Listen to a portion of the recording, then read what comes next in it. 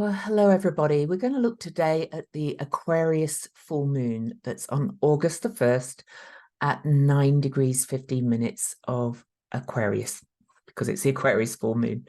But before we dive in, I'd love to ask you to subscribe to my channel. If you like what you hear afterwards, leave me a thumbs up. If you don't like it, maybe just scroll on. I never quite understand why people leave thumbs down. I always just leave if I don't like a thing. But anyway, that's the way people are, I guess. Anyway, there's just one person doing it. Oh, I think, and I don't know who it is. Doesn't matter. Anyway, this is take 2 of this because I'm noticing my throat. I've been talking a lot on presentations, interviews, and so on about Venus, and my throat gave out while I was recording this yesterday. So I'm re-recording so that it's not too croaky and horrible for you. And then I'm going to nurture my throat ready for the start of my Venus retrograde Heroine's Journey class that starts on the 19th at midday Mountain Time. So still time to join us. Okay. So I'm recording this on Venus Day, so quite appropriate that I'm having to re-record. And we're on Bastille Day, July the 14th, which is kind of funny as well, because we are entering a period that's almost a repeat of the cycles that led to the US Revolution and the French Revolution. However, there's certain differences in the charts. So, but we do see a lot of action happening in France. They've had a lot of protests and riots and burnings, and we clearly have a lot of problems in the US politically as well. So interesting how history rhymes. Okay. So let me pull a card, or I pulled a card for this upcoming full moon. But I did want to say before I show you the card that as I record this, we are about to have the Cancer new moon. And I did a video called Metamorphosis about the last 2 weeks of July, which are just crazy intense. But by the time we get to this full moon, some of those big aspects that are happening in that 2-week period will be fading away. Nothing kind of ends with astrology. It's all cycles, and things fade in and things fade out. But we'll be starting to let go of what is actually a very, very metamorphic time. So anyway, the card that I pulled for this is actually the victory card. It's the 6 of Wands, which is Jupiter in Leo, which is kind of funny because the polarity sign to Aquarius is Leo, and this is a full moon, which means the sun is in Leo. Now, I pulled this reversed, and oh, sorry, I meant to actually, let me get my book out. Have you ever read my book, by the way? The Complete Guide to Tarot. What did I say about this when it's reversed? All right, 6 of Wands. Let me get to the 6 of Wands. This means failure, lack of confidence, feelings of failure, not necessarily actual failure, egoism, and lack of recognition. Now, this makes complete sense to me of what I've been getting from this chart when I feel it. It's not so much that you have failed, although maybe some people will have done, but you can always learn from failures too. This is more a feeling of deflation, and I keep getting the message that of this full moon, that a lot of people are going to be down off their pedestal, their perch. And this reminds me of this. Jupiter, the 6 of Wands this way is victory. It's experience of deep victory or a win that touches you at an intuitive and spiritual level. This is about creativity and flexibility. And so I'm not saying that nobody will be feeling this, but it's going to be like, I failed out there and I'm going back in. And the word I'm getting for this and for the whole full moon is re-valuation. And I was like, is it re-valuation or is it re-evaluation? most people tend to, I've looked it up, most people seem to think that they pretty much mean the same thing. Re-evaluation is the second or subsequent evaluation or rating, while revaluation is the process of altering the relative value of a currency or other standard of exchange. And I am going to say that we are revaluing our strengths, our courage. We're getting a good, clear look of it about how we are benevolent leaders in this world, how we shine our light on the world. Do we do it from a look how great I am perspective, or do we do it from a real coming from the heart perspective? So let's look at the chart quickly. And I'm getting croaky again, so you're going to have to kind of deal with it really this time, because clearly my throat wants to go croaky at the moment. And it's kind of quite funny, really, in a way, because I'm having a Uranus square that's all tied in with this Venus retrograde, Venus and Taurus, and Uranus is in Taurus, and Venus rules and Taurus rule the throat. So I'm getting a lot of this. But anyway, here we have the chart.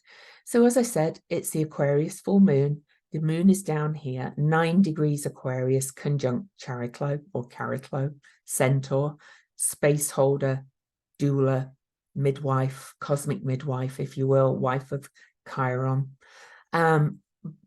It's in a very loose kite pattern, but I'm going to call it a kite pattern because it's obviously the moon is opposite the sun. The sun is in Leo, which is the sun's sign, which is gold. And another thing I got from this message as well is about revaluing our inner gold. Okay.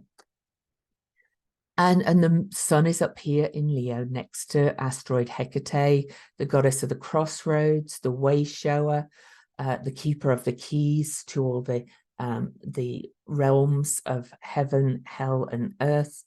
She can move between the three. She also is the guide that shines her torch and shows us the way at the crossroads. And she's kind of a little bit of a death midwife as well. So we've got Hecate here and Chariklo here, both who have this midwifing energy. Then we have Black Moon Lilith next to the sun as well, pretty wide, but they're moving towards each other. And Black Moon Lilith, I use the true calculation, is moving back and forth very fast in the sign of Leo. And so she is definitely the very wild elemental part of ourselves, but she's often the part that brings up where we've been shamed, perhaps where our inner light has been dimmed or shamed. So that's kind of another take on this reversed Six of Wands card. You know, it's going to perhaps shine a light on where we have dimmed our inner life and where we need to revalue and shine that true heart-driven life. Then I mentioned that this is a kite. Well, we've got it's actually pretty tight, air to air grand trine, I'm going to call it. This is Ceres in Libra, and this is Vesta. So Ceres is the great mother, how we nourish, how we nurture, in Libra, in the sign of balance, harmony, justice, relationships, compromise. Vesta's over here in Gemini. Vesta is the hearth of the state, but also our inner flame, and represents focus, commitment, and devotion. And then that is also forming the air grand trine to the moon in Aquarius and Chariklo, and Aquarius being a very humanitarian sign. We'll look more at that. And so we'll look at this this kite pattern, which I am going to say is in there. And then there's a couple of other aspects we'll look at too when I talk about the astrology.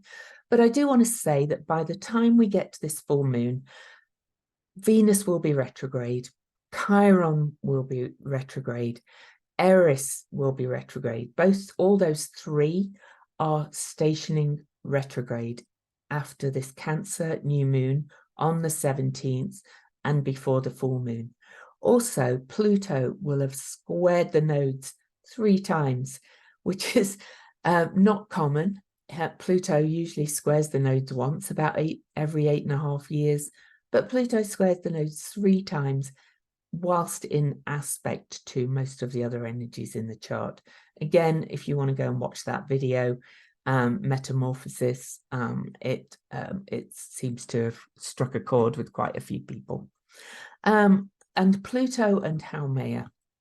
Haumea, the goddess of fertility and childbirth in Hawaii, and Pluto are in an ongoing square that started in the spring of 2022 and will end in 2028, but they will have had their last exact square in the signs of Capricorn and Libra, initiating cardinal signs, and that the subsequent squares, so this is the 4th of 13, the next 9 squares will be in the signs of Scorpio and Aquarius, so it will have a different flavor. So that's starting to move apart. Also, the lunar nodes will have changed signs. If you use the mean calculation of the nodes have already changed signs as I record this. They have just changed signs. I use the true calculation, it's just my choice. It works for me, probably always work, but I use the true calculation. But either way, by this time, the nodes are definitely moved out of the signs of Scorpio and Taurus, where they've been for the last 18 months, and they've moved back into Libra and Aries. So we've had a lot of change. That's why I called that video Metamorphosis. And from all this change comes this full moon, bringing us this revaluation. All right. So let's have a look at everything else, and then I'll talk about the chart. Let's look at the numbers first of all. So it is a 9-degree full moon, and 9 is often seen as completion from the numbers 1 beginning, or 0 infinite possibilities, 1 new starts, 9 endings. But 9 is also the number of universal love.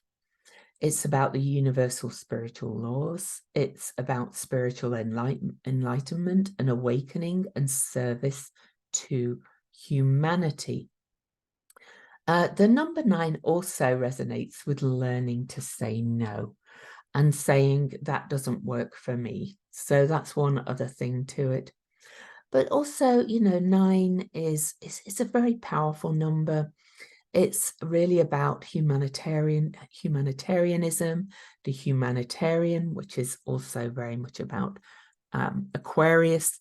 And the 9, according to my favorite site, which I've mentioned before, numerology-the numbers and their meanings.blogspot.com, is related to all the planets contained. And there is a lot of connections in this chart, but it's also related to the south node of the moon. So we'll look a little bit about that as well. The card, the tarot card that the number 9 is related to is the Hermit. So again, I pulled this reversed and said we're revaluing our inner gold, really, on this full moon, and our values. And the Hermit is really shining a light within. So even though it's a full moon, it's kind of got that inward focus to my mind. And the color related to the number 9 is gold, which is Leo.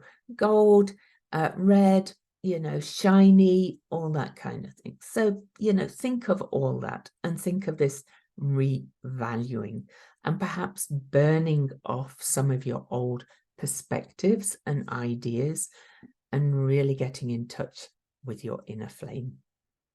All right. So a bit more on Aquarius. Okay, I just want to get that page up. I've taken some notes and now I couldn't find them for a second. Here they are. So Aquarius, always a real kind of interesting sign. I absolutely love Aquarius because my progressed sun is in the sign of Aquarius. Aquarius people are generally among the most interesting people, if slightly aloof and very conceptual and a little bit cranky at times. But they're really like, Aquarius has this detached understanding of concepts and people. And it's about individualistic freedom. So whilst you're revaluing your inner gold, with the moon in Aquarius, you are really kind of feeling into who are you as an individual, rather than, you know, as part of the herd. And the sun is kind of shining the big old light on that moon in Aquarius, okay? So, you know, Aquarius is aloof, but it's very clever, very conceptual. I think we're going to see a lot of big picture stuff in this full moon. It's also very inventive and innovative. It can be a little bit paradoxical and perverse. So you might be having a good look on this full moon at where you kind of and accepting, you know, that we are kind of paradoxical human beings. We always have shine, we have our shadow, and from my opinion and what the focus of my work is about getting in touch with all of those bits within you and kind of finding your innate value as you revalue yourself. But Aquarius is also the revolutionary. It's very reforming, very rebellious. It's quite a scientific sign. So there's a lot of scientific ideas coming and being birthed literally, with Chariklo being near the moon on this full moon. She is the space holder. She's been in Aquarius for quite a while. Melanie Reinhardt, who I call the Centaur Queen, and I agree with her, says that she says it feels like Chariklo has been leading and guiding the way into this new paradigm we're moving into the age of Aquarius. And she's literally in the sign of Aquarius, and signs and ages are not the same thing, but they will have the same energy. But Aquarius can be a little bit fanatical too, quite what's the other word? A little bit extremist, and we'll look at the two rulers of that for that, because we have traditional and modern rulers. But also think of Aquarius as your weird, okay, you personally, your eccentric self, your thinking outside of the box self, your kind of genius spark. We have a full moon in Aquarius every year, but you know, what genius little sparks of wisdom will come your way during this full moon and this period. And I do think, because it's a full moon and we're looking at this leader versus the people kind of polarity, which is Leo and Aquarius.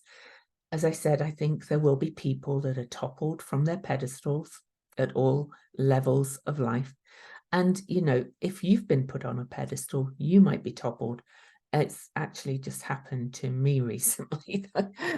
Somebody had put me on a big pedestal and I disappointed them badly, and it didn't end very well. They kind of like have completely kind of cut me out of their life now. And, you know, it's kind of interesting when that happens. I don't like being on anybody's pedestal, so please don't put me on a pedestal. I'm very human. But Aquarius is also very future oriented and very much about our hopes and wishes and ideals for the future. So coming on the back of all of this metamorphic energy of Pluto squaring the nodes, all that kind of energy, we're going to start to come up with concepts and ideas for the future. That's how it really feels for me. okay, and to bring our true inner gold and revalued inner gold out into the future. Now, all of this is a process. Nothing happens just on a full moon or just on a new moon. We're involved in these major big cycles. But let's look at the rulers of the moon and what they're doing in this. So the traditional ruler of Aquarius is Saturn, and Saturn is in Pisces, and Saturn is retrograde in Pisces, asking us to really get in touch with our fears, our hidden fears, and to learn to kind of, I'm going to say no to those fears, but I mean in not letting those fears and limiting beliefs kind of guide your actions and ambitions. Saturn is going to be retrograde for quite some time. In Pisces, he went retrograde on, where's Saturn? There we go. Saturn went retrograde on June the 17th at 7 Pisces and will not go direct until November the 4th at 0 Pisces.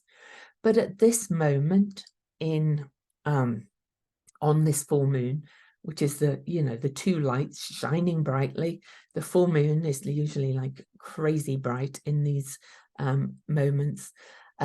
Saturn is being opposed by Mercury, and Mercury is in one of the home signs, Virgo. So Mercury is very much about thinking about how can I be useful, how can I be of service, how can I be a little bit more humble. Virgo is a very humble sign, and get down to basics and tasks and details and everyday routines and things like that. So there's a bit of a humbling feeling to this full moon. But Mercury is staring Saturn right in the face in this axis of how can I be practically connected to source? How can I take what I understand from the cosmic soup and the collective subconscious or unconscious? What can I take from what I'm learning about my limiting beliefs and these hidden kind of nebulous fears of the unknown? And how can I bring that down to earth and make it practical? How can I think differently about this? Now, the modern ruler of Aquarius is quirky Uranus, the lord of lightning bolts, as Stephen Forrest says, the wonderful astrologer Stephen Forrest calls Uranus the lord of lightning bolts. He's also, Richard Tarnas said he should have been called Prometheus because he brought the fire down to the humans from the gods and was punished for it. But he's kind of that, he is that kind of bringing that fire down to earth, striking the earth. Okay, when a lightning bolt hits the earth, it can cause damage, but it's also like most people love a good lightning storm and love to watch it and find it very fascinating. But like the energy of it, it's like the image of being struck by a lightning bolt. It can be, not literally, but just metaphorically, it can be like a big awakening. It can be a big shock. It can be a big surprise. Some of Uranus's surprises can be good. Some can be a big wake-up call, and some can be less pleasant. But Uranus is always expect the unexpected.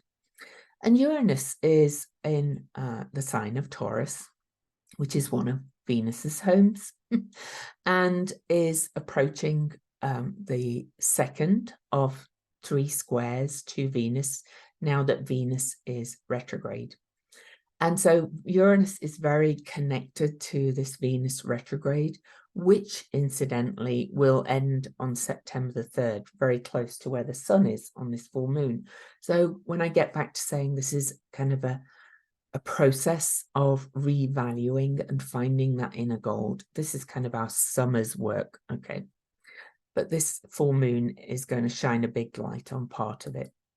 So Uranus Uranus is at 22 degrees of Taurus, approaching that square with Venus that is the ruler of the sign that Uranus is in, Taurus, which is about our core values. And it's something we've been working on, and our core values and core value.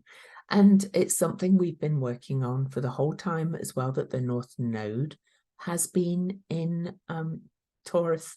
And now this is saying, okay, you've been kind of getting in touch with it, and this full moon is shining a big light on it. It's time to, like, you know, wake up and take some action. All right. I do think there's a lot coming around this collectively around the climate crisis, by the way. Taurus is one of the most, is to my mind, the most earthly of signs. Venus is the kind of big sister of the Earth, and I'll be looking at this in detail in the Venus retrograde class. Still time to sign up if you're listening to this in the first few days of it being published. But Uranus is also heading towards a station retrograde and towards their station degree.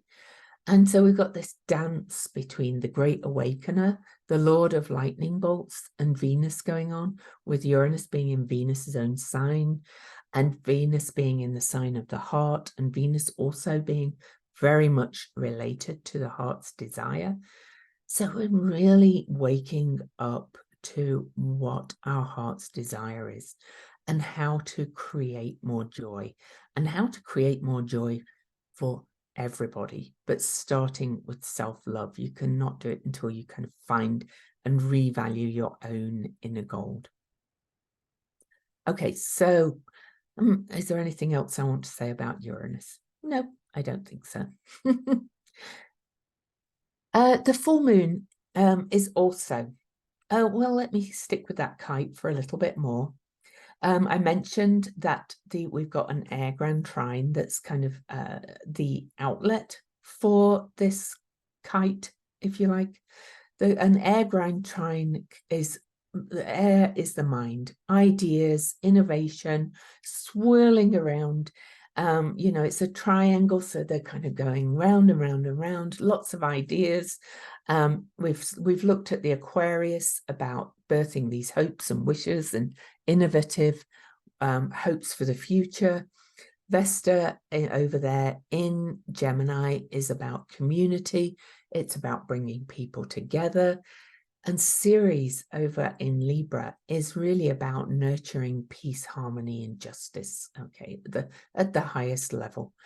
But it is a kite, and the outlet for the kite is where the sun is in Leo. So it takes me back to digging in to finding that inner gold. And Hecate is there saying, I'm going to shine a light on this inner gold and show you that that is the way forward. All right.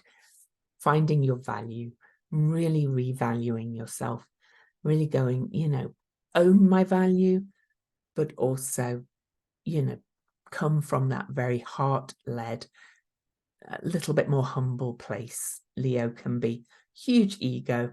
This chart's saying, no, if you're putting yourself on a pedestal, if you're thinking you're this big cheese or something like that, then you know, you may be taken down a little bit on this full moon. So let me see what else I wanted to talk about. There's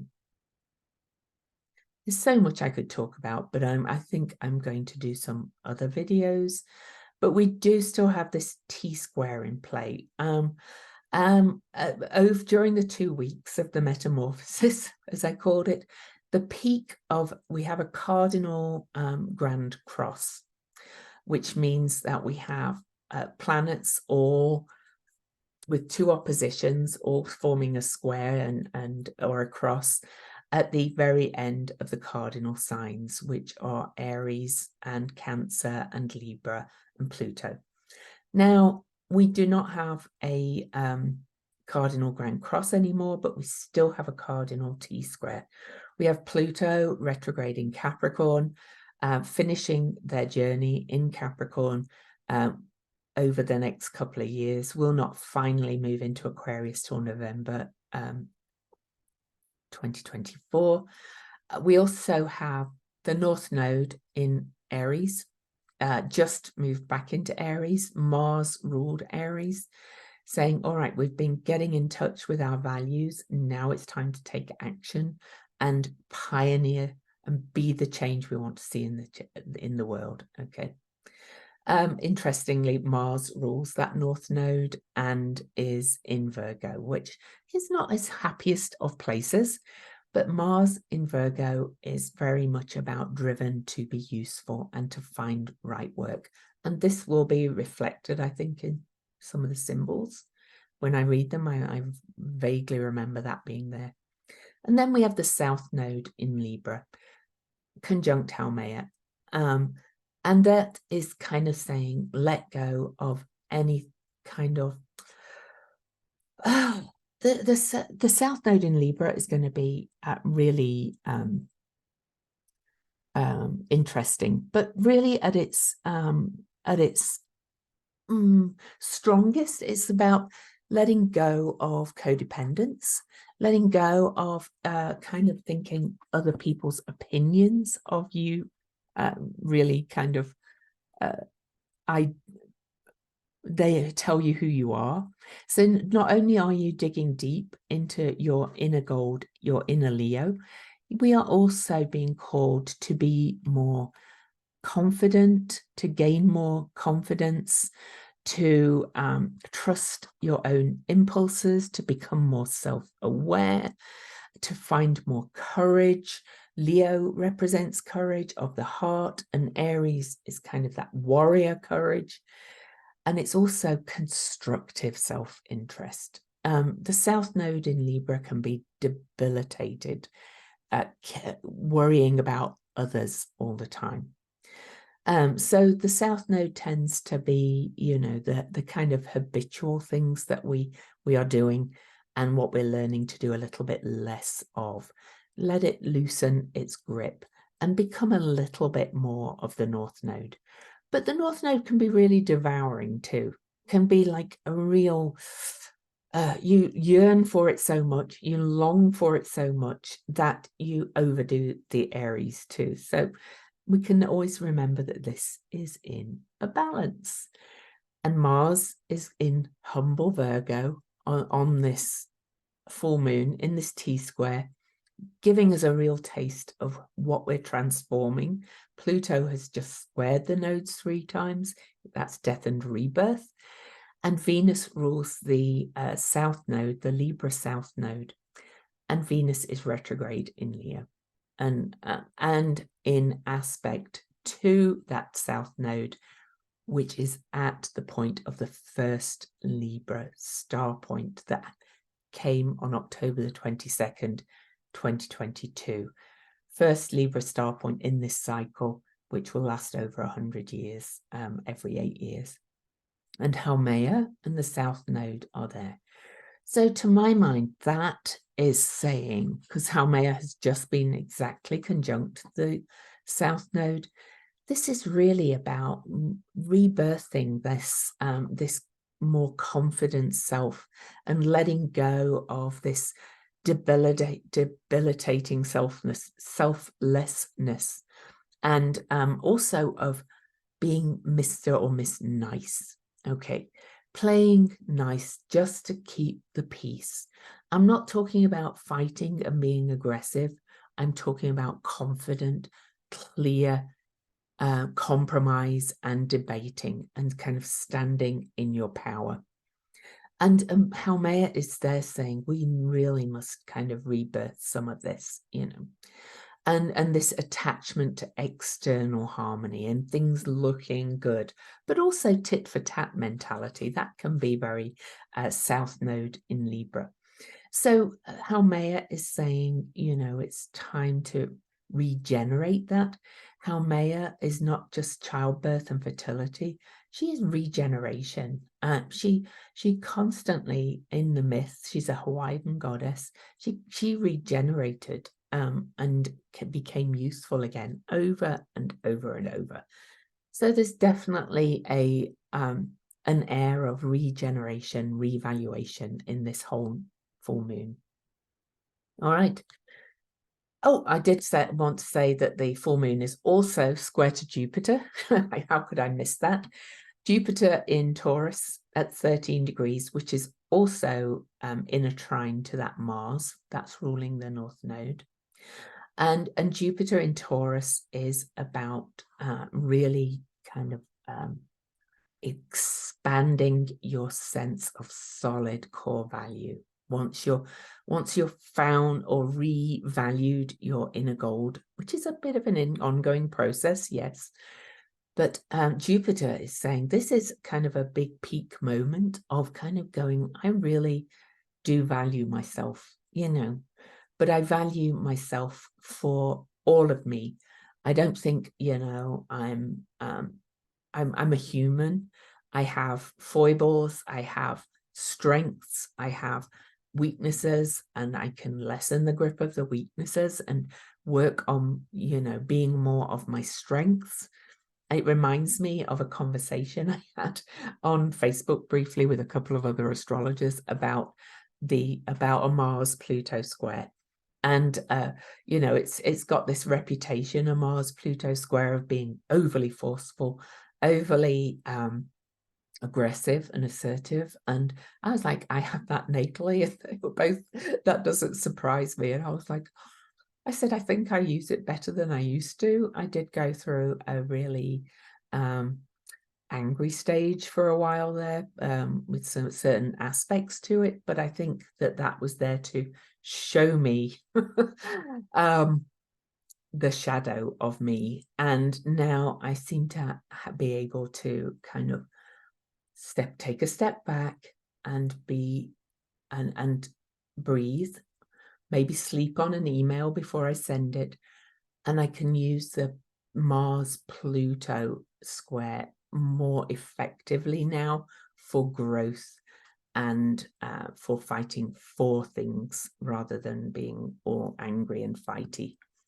So I got told I had a lot of anger issues at sometimes. Your chart can show up by what people are telling you, and I really think I have less of that now. So but I was like, oh, well, you can all tell me if I'm exhibiting my shadow of my Mars-Pluto square. But that's what I'm talking about with this full moon.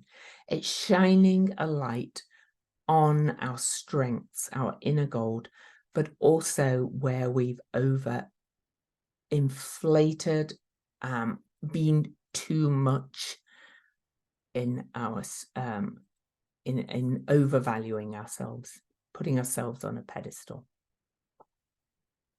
All right, so let's look at some symbols. But before we look at some symbols, I just want to ask you again to subscribe to my channel. Give me a thumbs up, scroll by if you don't like it, if you haven't already. And then also, just if you're here before we start, check out my Venus retrograde Heroine's Journey class. It's amazing. This is the 5th time I've done it. My first retrograde class was in 2017, early 2017, after Venus told me in a dream to do it. And since then, it's deepened and deepened and deepened. And this retrograde class is just, you know, I can't really take credit for it because it's Venus. But I am a trained shamanic practitioner. I am trained in core shamanism, and that's the magic source to this class. It's astrology. Yes, we look at all the astrology, but we also do a lot of shamanic healing work collectively in as we move through. And of course, Venus is retrograde in Leo, so we'll be working on that inner value, that core value, that heart's desire, and finding our inner gold. So join us. Okay, so the symbols. I'm going to read the Chandra symbol first this time. So it's Aquarius 10. We always go up. A black raven with a bright red head. A watcher, poised, observant, keen, seeing into souls. By the way, air grand trine, birds, Raven, okay. Negatively disposed, absolutely alert to what is wrong, to what is missing, to what should be changed.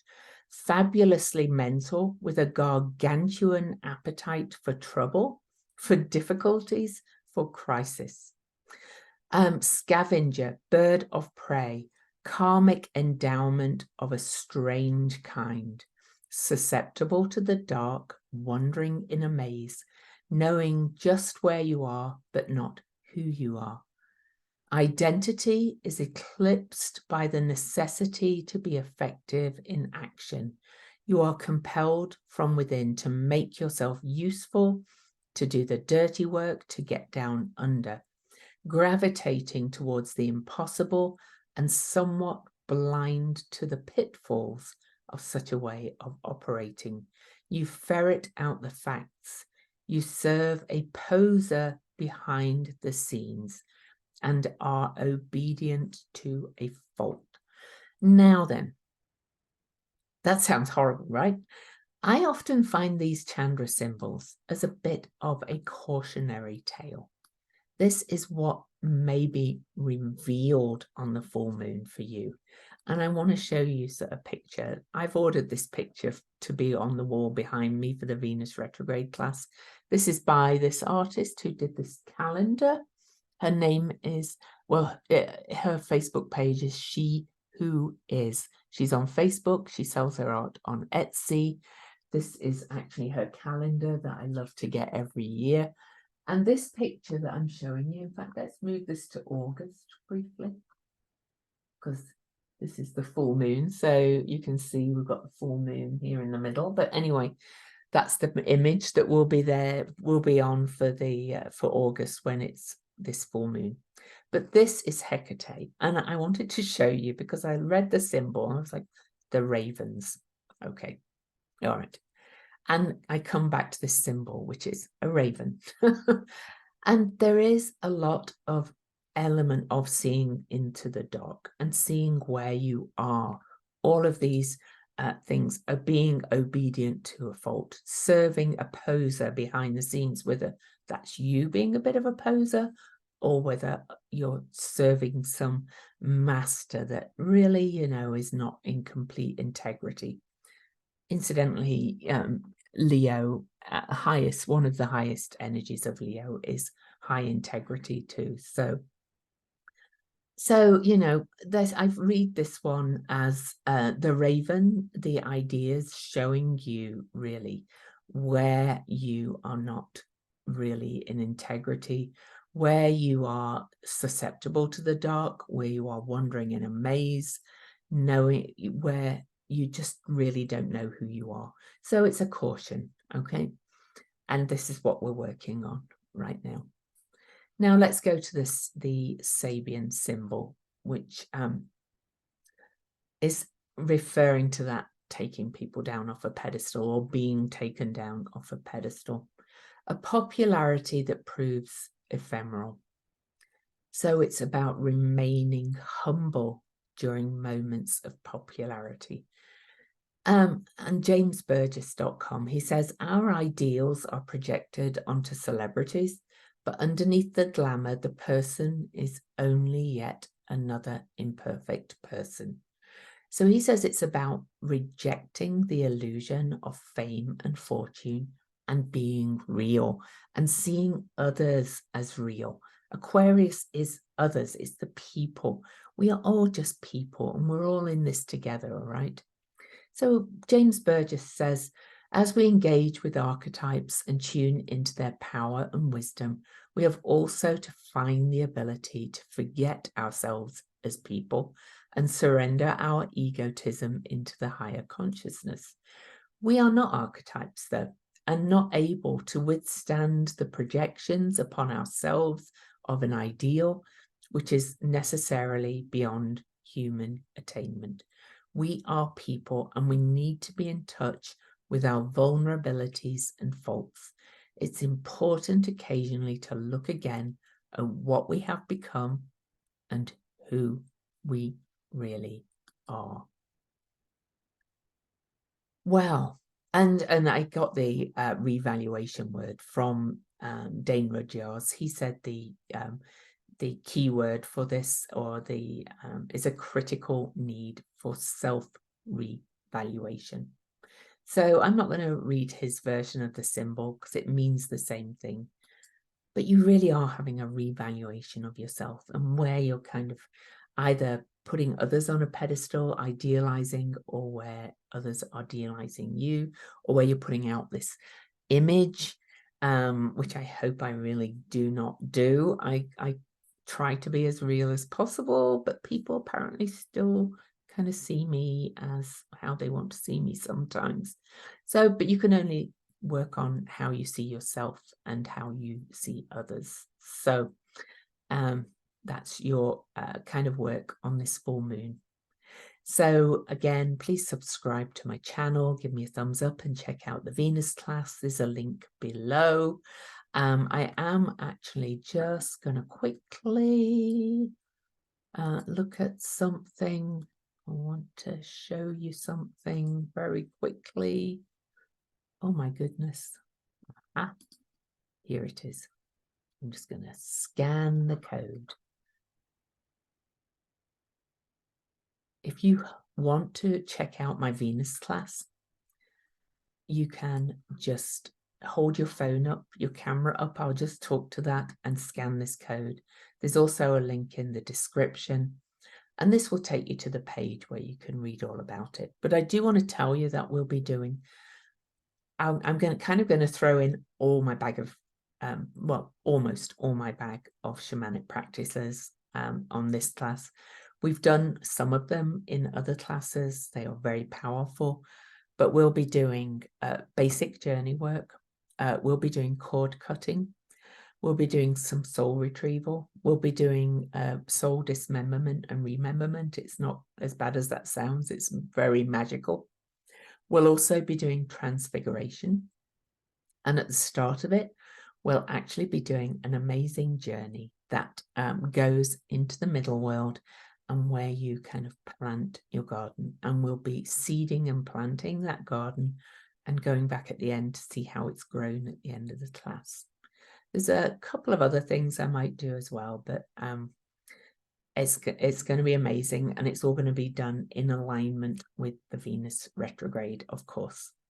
So there's the code if you want to hold your camera up and scan it. But if not, until next time, much love to you. And as I'm recording this just before the Cancer new moon, hold on to your hats for that 2 weeks between the new moon and the full moon. It's rather intense. So much love.